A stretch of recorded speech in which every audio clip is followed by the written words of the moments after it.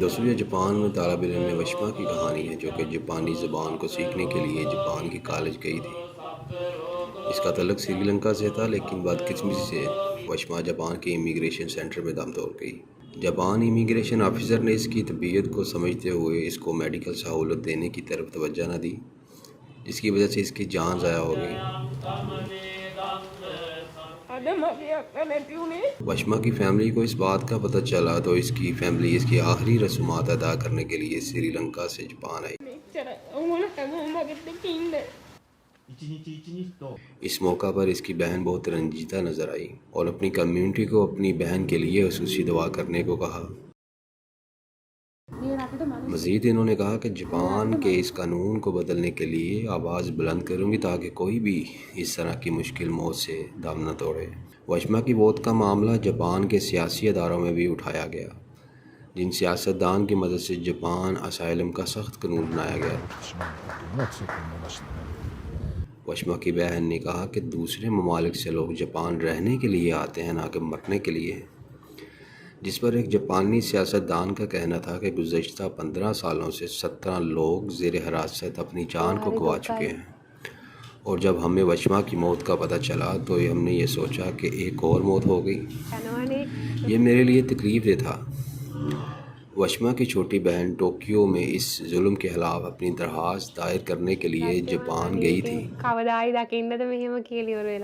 لیکن ویزا کی مدت مکمل ہونے کے بعد واپس نہ جا سکی اور اسائلم کا راستہ اختیار کیا۔ مجھے بہت دکھ ہوتا ہے۔ یہ تصویر ہم نے سری لنکا میں ایک ساتھ لی تھی۔ جب وہ جاپان جانے والی تھی ہم نے یہ یادگار لمحہ قید کیا کہ بہت جلد ہم پھر ملیں گے۔ وشما کی درخواست جاپان اسائلم کے لیے دی گئی تھی، جو کہ 2020 میں رد کر دی گئی تھی اور اس کو جاپان کی حکومت کی طرف سے گرفتار کر لیا گیا تھا، جہاں کوئی پتہ نہیں ہوتا کہ اب آپ کی قسمت کا فیصلہ کب ہوگا۔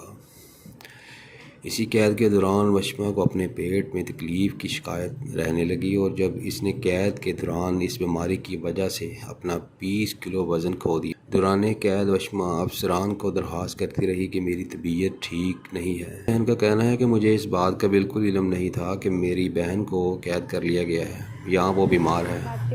اب میں کورٹ میں جا رہی ہوں انصاف کے لیے کہ میری بہن دوران قید اور بیماری میں اپنی جان کھو بیٹھی اور اس کا قسم کا علاج معالجہ نہیں کیا گیا، جو کہ انسانی حقوق کی خلاف ورزی ہے۔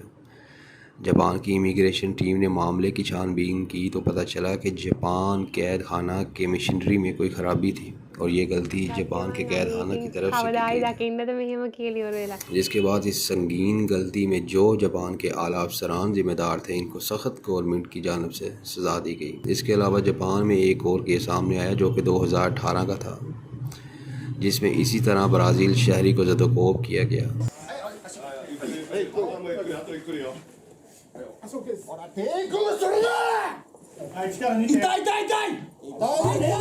جاپان میں ہر سال تقریباً 10,000 لوگ اسائلم کے لیے اپلائی کرتے ہیں، جن میں سے صرف چند سو لوگ ہی اس میں کامیاب ہوتے ہیں۔ یہ میو ہیں جو کہ مسلمان ہیں اور ان کا تعلق ممار سے ہے، جو کہ 2006 میں جاپان آئے جب ان کی عمر صرف 20 سال تھی۔ یہ صرف ایک سوٹ کیس کے ساتھ جاپان میں اپنی زندگی گزار رہے ہیں اور اپنے اسائلم کے فیصلے کا انتظار کر رہے ہیں۔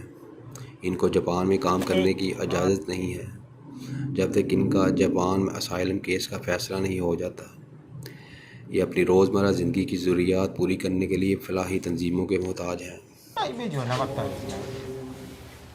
میرے پاس یہ کیک، ماسک اور یہ کچھ چیزیں ہیں جو کہ مجھے خدا خوف لوگوں سے ملتی ہیں۔ میرا جاپان میں ریکارڈ بہت اچھا ہے، کسی کو نقصان نہیں پہنچایا۔ میں اگر اپنی زندگی کے ابتدائی سالوں میں ہی واپس چلا جاتا تو شاید میرا اتنا وقت ضائع نہ ہوتا۔ لاکھوں قومیں جاپان میں رہتی ہیں۔ ہر جمعہ کو جاپان میں اکٹھے ہوتے ہیں اور جمعہ کی نماز ادا کرتے ہیں۔ ان میں پاکستانی، انڈین اور مختلف ممالک سے لوگ ایک جگہ نماز ادا کرتے ہیں۔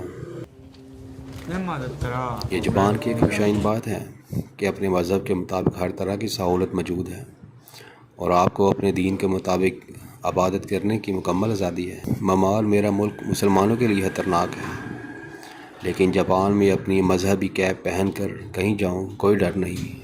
اگر آپ اسائلم کرتے ہیں تو پھر آپ کو اسائلم کے فیصلے کا انتظار کرنا ہوگا۔ فیصلہ آنے تک آپ کوئی ملازمت یا کوئی کام نہیں کر سکتے۔ میرے مطابق یہ تو کسی کے ہاتھ کاٹ دینے کے مترادف ہوگا کہ آپ زندہ تو رہیں گے لیکن آپ کو محتاجی کی زندگی گزارنا پڑے گی۔ سال 2023 جون میں جاپان نے اپنی پالیسی میں نئی تبدیلی کی ہے، جس کے تحت اب اسائلم کرنے والوں کو 3 مواقع دیے جائیں گے۔ اگر آپ تیسری دفعہ بھی اسائلم حاصل کرنے میں ناکام رہتے ہیں تو پھر آپ کو ملک بدر کیا جائے گا۔ اس میں آپ کے پاس کسی قسم کی کوئی گنجائش باقی نہیں رہے گی۔ اس لیے چاہے آپ اسٹوڈنٹ ہیں یا ورک پرمٹ پر ہیں، اپنے کاغذات کو درست جمت میں رکھیں۔ اور جو لوگ لاکھوں روپے ایجنٹس کو پاکستان سے ادا کر کے وزٹ ویزا حاصل کر کے جاپان جانا چاہتے ہیں یا جاپان مستقل قیام کرنا چاہتے ہیں، ان کے لیے یہ ڈاکومنٹری نہایت ضروری ہے۔